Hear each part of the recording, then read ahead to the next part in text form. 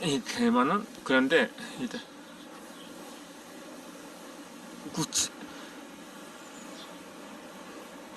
또 재난 문자가 침투를 해서 영상이 끊어졌는데 요양병원에서 또다시 집단으로 확진자가 나왔다고 합니다. 최근에 구치소에서 계속 확진자가 나오고 있는데 이에 대해서 그나마 다행이라고 말하면 아마도 맞아 죽기 십상이기 때문에 자제토록 하겠습니다. 그런데 한편으로는 어느 정도 일리가 있는데 구치소와 요양원은 이 격리시설이라서 그렇게 확산세가 전국적으로 퍼지지는 않을 거라고 한편으로는 안심을 하기도 합니다만 이 여전히 소규모와 대규모 집단 감염이 계속 발생하고 있어 우려스러운 상황이기도 합니다. 최근엔 확진자가 어제는 뭐 600명대까지 떨어져서 그러니까 작년 11월 수준 때까지 떨어졌는데 이 마냥 안심할 수 없는 게 줄어들 듯 하다가 어느 날 몇 배로 폭증한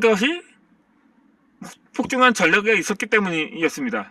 우리나라도 작년 2월 초순에서 중순 사이에 확진자가 한 나흘 정도 나오지 않다가 한 그 다음 며칠 사이에 그냥 50명, 100명, 200명대로 폭증한 전례가 있었기 때문이었습니다. 물론 특정 지역에서 집중적으로 발생하긴 했습니다만 이번에는 수도권을 포함해 전국적으로 산발적인 확산세가 심상치 않기 때문입니다.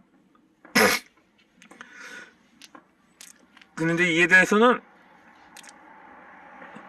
지금 뭐 2차 유행이니 3차 유행이니 이렇게 구분을 하는데 사실상 지난 8월 그러니까 전국적으로 확산되기 시작하면서 뭐 그 사실상 그리고 100명대로 넘어서 뭐 거의 뭐 400명까지 때까지 시선에서 봤을 때 2차 대유행이라고 불렀는데 그때 광화문 집회로 시작을 해서 그렇게 확산세가 늘어났는데 그러니까 그때 한 2.5단계까지 격상을 했거든요. 거리두기를. 그러다가 한 달 정도는 두 자릿수 때까지는 떨어진 적이 있어요. 지난해 9월에서 10월 사이에는 그러다 보니까 1단계까지 거리두기를 완전히 완화해 버린 것입니다.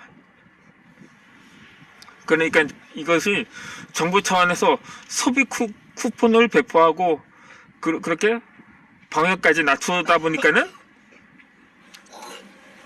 지금 연말에는 1000명대까지 늘어났다고 보는 시각이 많은데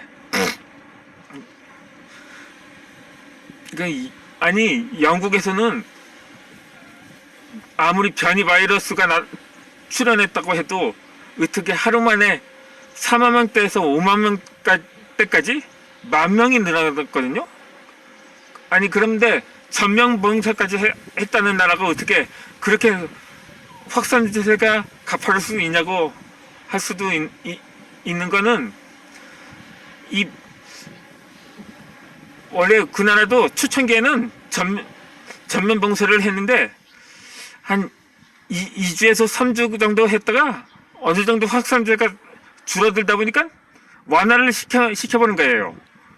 6개월이면 6개월, 1년이면 1년 이렇게 중장기적으로 조치를 한 게 아니고 우리나라도 한 2주 정도 거리두기 단계를 하잖아요. 지금도 뭐 3단계로 올려야 한다는지 어땠는지 여전히 논란이 많은데 이재명 지사도 그때 3단계는 전면 봉쇄가 아니라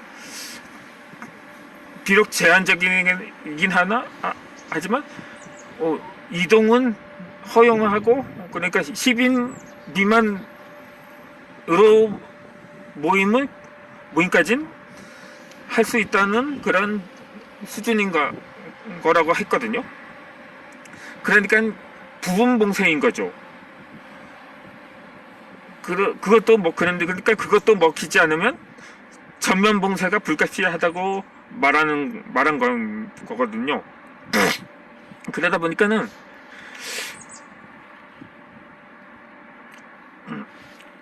근데 그렇게 전 세계적으로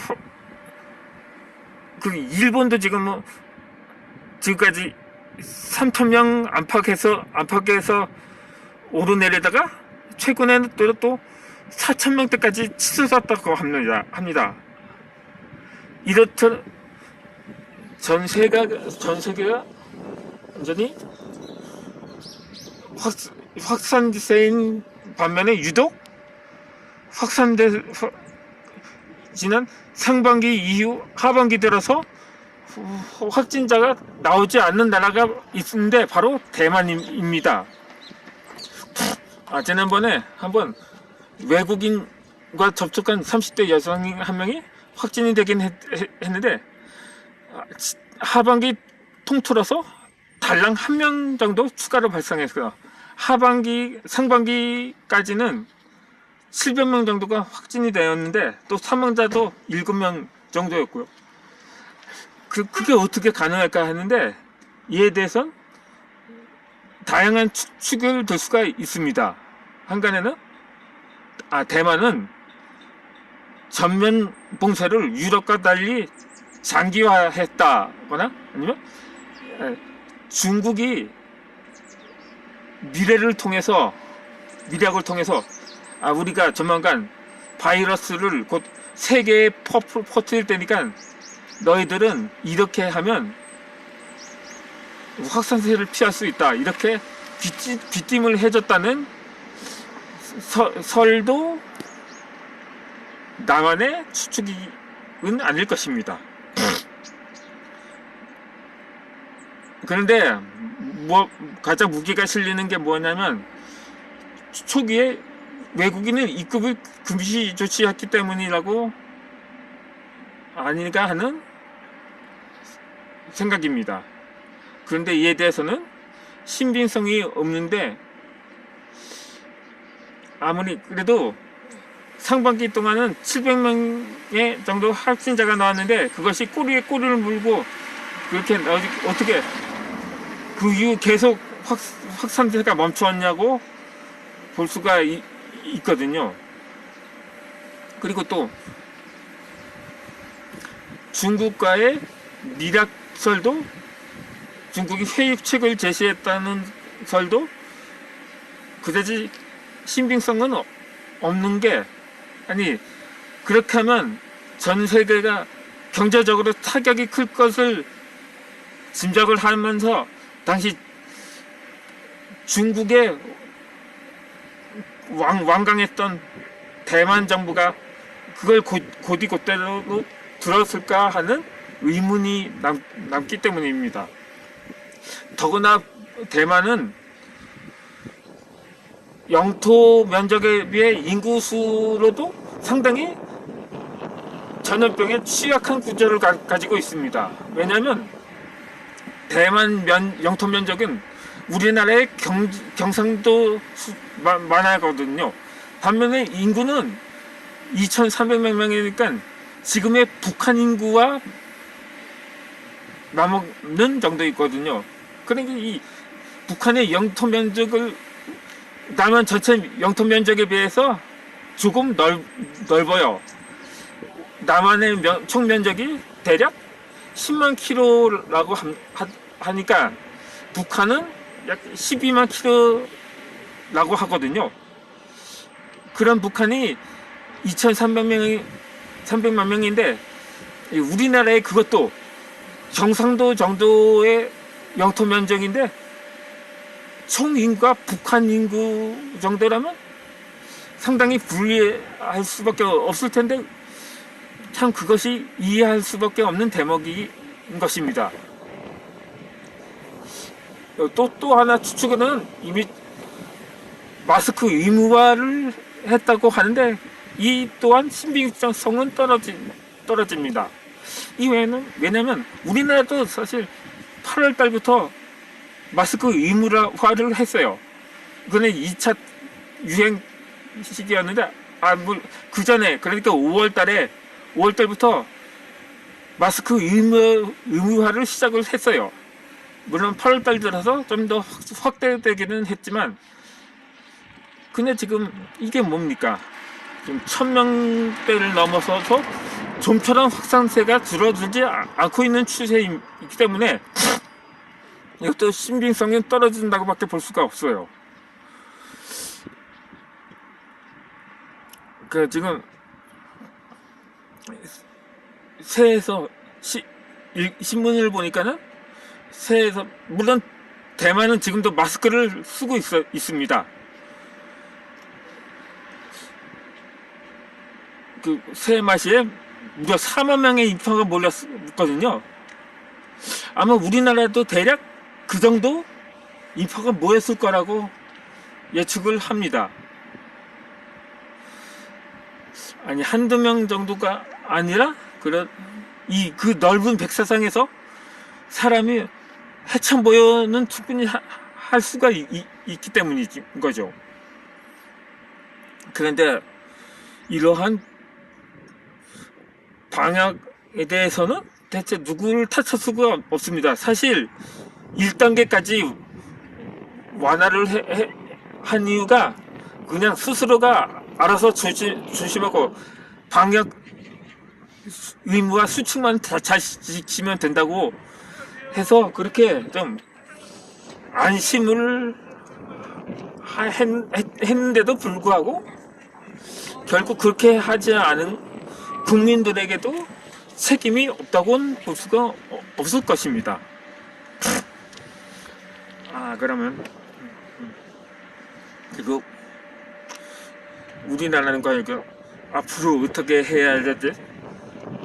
아니면 박쥐를 잡아 족치던가 그럴 수밖에 없습니다. 아니면 차라리 그 백신도 통하지 않을 거면 그냥 자연 소멸되길 기다리는 수밖에 없다. 사스와 메르스는 또 자연 소멸됐지 않느냐고 말할 수도 있을 것입니다. 차라리 이 자연 소멸을 기다리느니 남북 통일을 기다리는 게 더 빠르겠다고 말할 수도 있습니다. 근데 아니면 사스와 메르스처럼 자연 소멸될지 결핵이나 말라리아처럼 안 없어지고 계속 창궐을 할 것인지에 대해서는 말라리아의 경우 모기에서 그러니까 사스 메르스는 각각 고양이와 낙타는 기어다니기 때문이고 모기와 박쥐는 날아다니기 때문에 안 없어진다고 생각할 수도 있는데 아니 어떻게 중국에서 참새를 멸종시킨 것처럼 박쥐 정도는 충분히 전멸시킬 수가 없을까 하는 생각이 들기도 하는 요즘이기도 합니다. 어찌되었든 그렇게 대만의 방역 정말 어떤 나라들 롤 모델 삼아야 할 나라도 그렇게 해야 하지 않을까. 어떻게 그렇게 확진자가 없는지에 대해서는 아마 그 합숙을 해봐야 할 것으로 판단이 됩니다. 그럼 저는 다음 영상에서 고정 콘텐츠를 올려드리도록 하겠습니다.